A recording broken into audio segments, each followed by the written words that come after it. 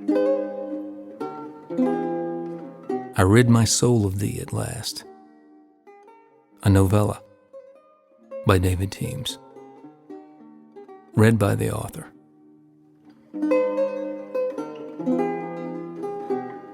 To the English language and those who love it.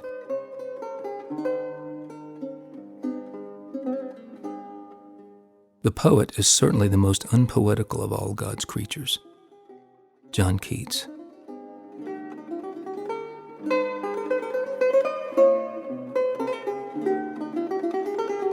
Prologue. Greek before breakfast, 1608.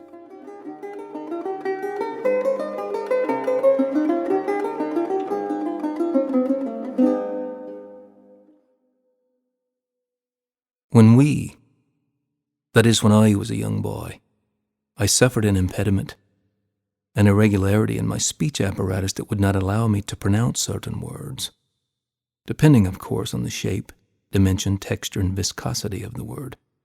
I gargled, chewed, swallowed, or spit my English in those days. It came out gnawed, disfigured, comical, without soul or luster. Buchanan tried to whip the devil out of me. Find your tongue, lad. Forgive this regression, but the man hated English. He may have hated everything by then, including me, but he was uncommon prickly when it came to English. You could tell by the way he bullied it.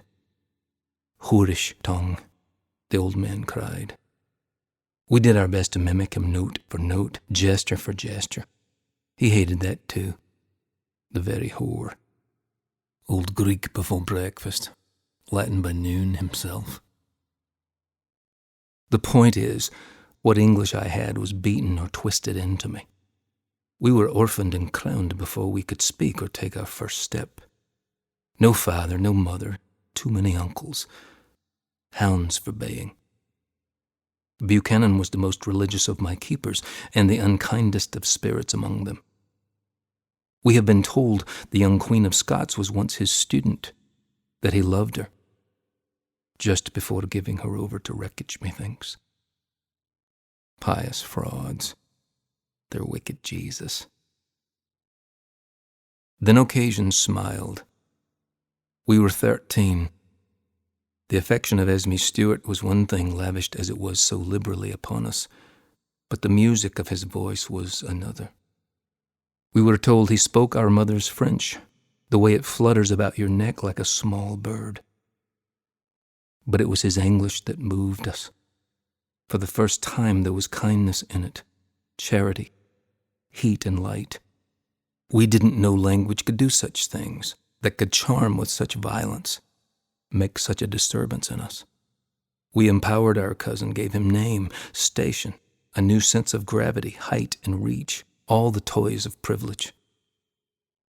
Our French cousin was our excess, our vice, our great transgression according to some, treason according to others.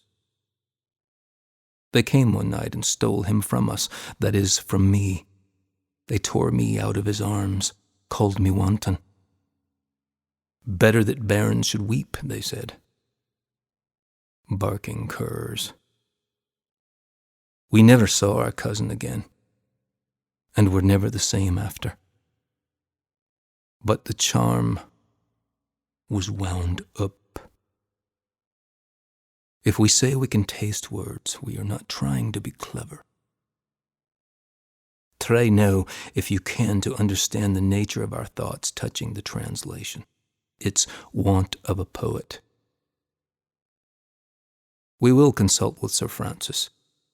He is closer to the man, some say, than a brother. English is mistress between them. There, Bacon says, is empire. There, a Great Britain. When occasion smiles again, we will send for the man, Shakespeare. Majesty has left its print upon his art. After that hideous Scottish play, his best, darkest, and most complicated characters are us. Lear, Antony, Othello, fools all. We are but names, titles, antiquities, an accident of blood and historical memory. I, but this marvelously unexceptional little man. No more of this. By the unhappy title of this history, we might needs prepare ourselves for a tragedy. Some will escape, some will not, for Bully Ben Jonson can never suffer a true rival. He killed an actor once for botching his lines. Actors. Southampton waits in our chambers. We will let him. First, to our thoughts. Then, to my Lord of Southampton. James, the King. Jacobus Rex.